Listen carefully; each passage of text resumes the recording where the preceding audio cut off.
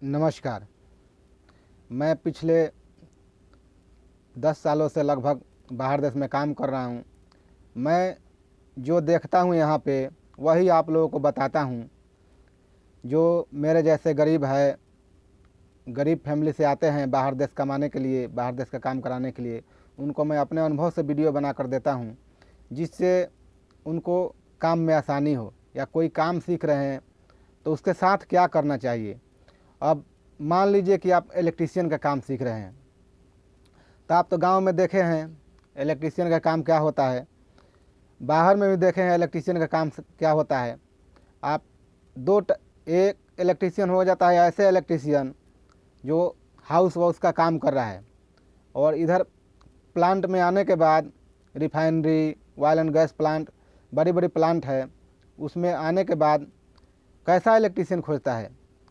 वो electrician industry के काम करने के लिए इलेक्ट्रीशियन आपको केबल ट्रे का काम आना चाहिए, केबल ट्रे लगाने आना चाहिए, केबल ट्रे फैब्रिकेट करने आना चाहिए, केबल ग्लैंडिंग करने आना चाहिए, केबल टर्मिनेशन करने आना चाहिए। ये सब आपको जानकारी होना चाहिए।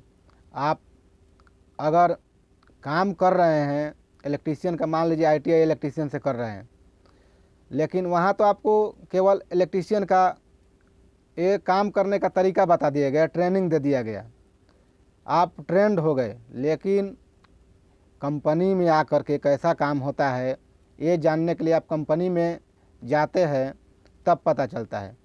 तो ये आप पहले से भी तैयारी करें। आप कोई ही साथी है, जब आप पढ़ाई के टाइम में पता कर लेंगे जो प्लांट में जाने के बाद कैसा काम होता है, तो वहाँ आप पूछेंगे, आप अपने टीचर से, जो ट्रेनर है उससे पूछेंगे कि ये केबल ग्लैंडिंग कैसे होता है, इसके बारे में थोड़ा विस्तार से हमको बताइए।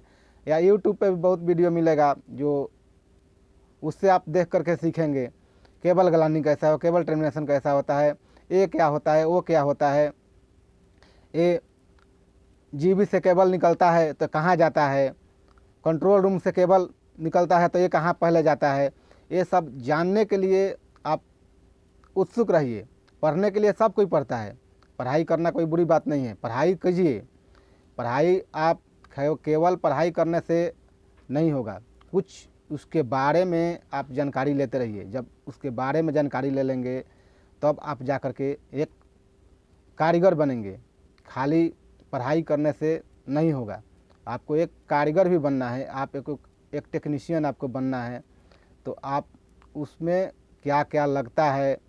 अब मान लीजिए मैं बहुत ITI करके आए हुए लड़कों को देखा हूँ काम में, मैं तो नहीं किया हूँ लेकिन देखा हूँ, उसको मालूम नहीं है केबल ग्लैंडिंग करना।